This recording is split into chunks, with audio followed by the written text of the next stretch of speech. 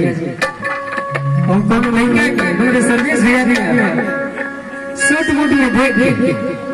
मैं गुमान करना कोने भाव से कहा तामिल भैया जी जब देखना से है सूट बूट में वाले तो पूछे तो सर्विस भैया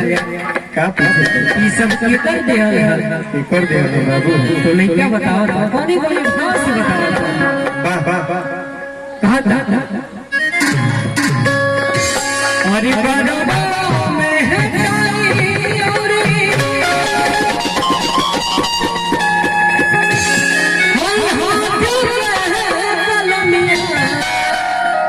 बोला के कतरी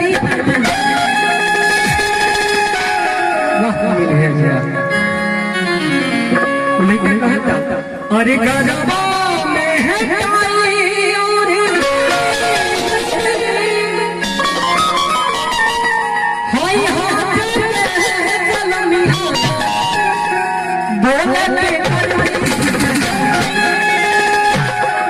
हरे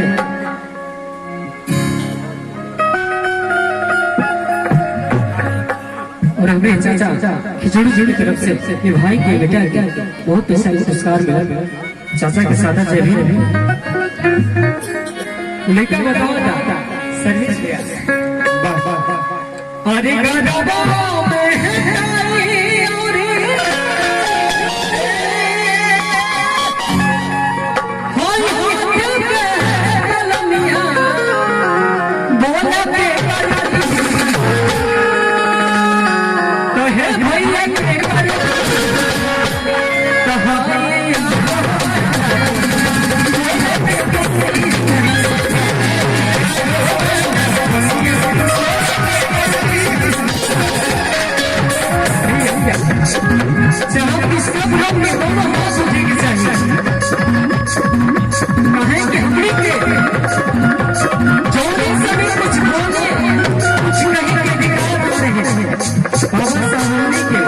लड़ाई लड़के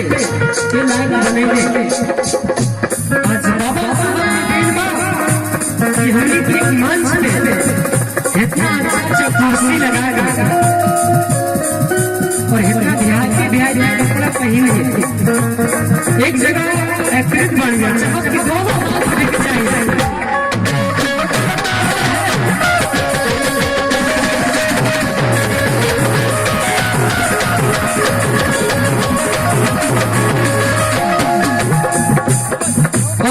कहते हैं कभी बिजली को पानी नहीं हजारों का पानी कहते हैं कभी बिजली को पानी नहीं हजारों का पानी है कभी जिंदगी को झोंकनी नहीं हजारों का जिंदगानी है मैं पूछता हूँ ये किसी देवी देवता का देन है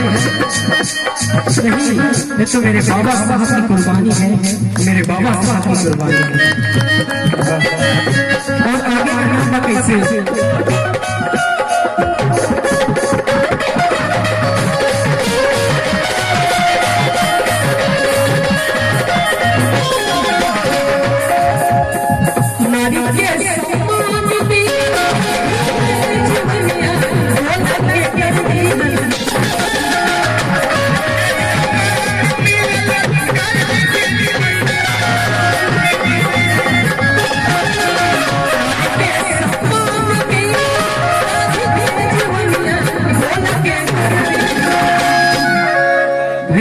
सबके कर दिया हर बात में वो लड़का बताओ कि हे भैया के तो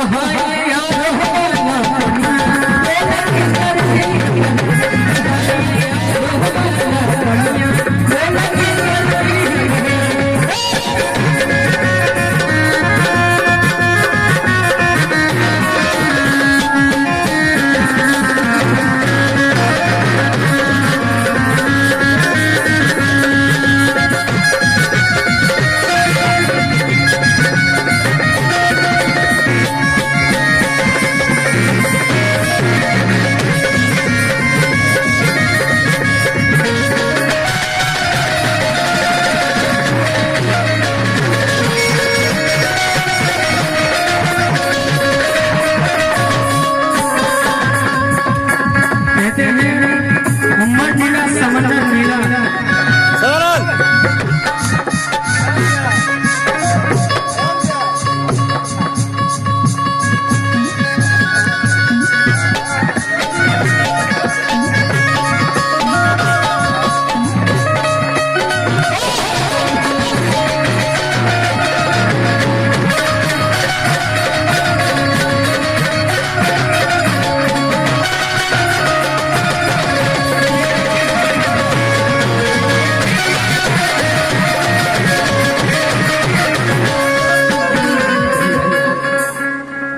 आदरणीय हमारे जी की तरफ से भाई के बहुत पैसा की सम्मान मिला भैया के सागर जय भी। और देखिए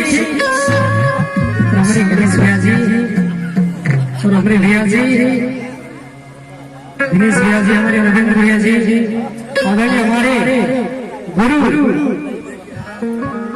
हमारे भैया रविंद्र सागर जी। आपको बता दें कि जिस समय में चलने का ढंग नहीं था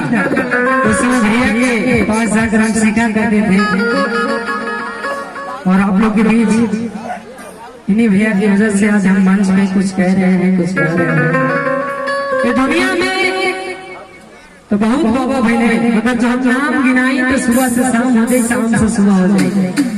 मैं देश भर का ढोली बाबा, वही बीच में हमारे बाबा,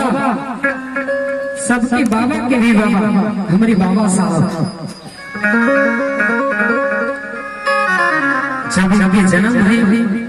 हमने सभी के वो अधिकार मिला जो में 100 बरस पहले कभी ना मिला। ये दुनिया में बहुत बाबा है लेकिन हमारे बाबा की तरह ही कैसे और ये बाबा हुए हज़ारा।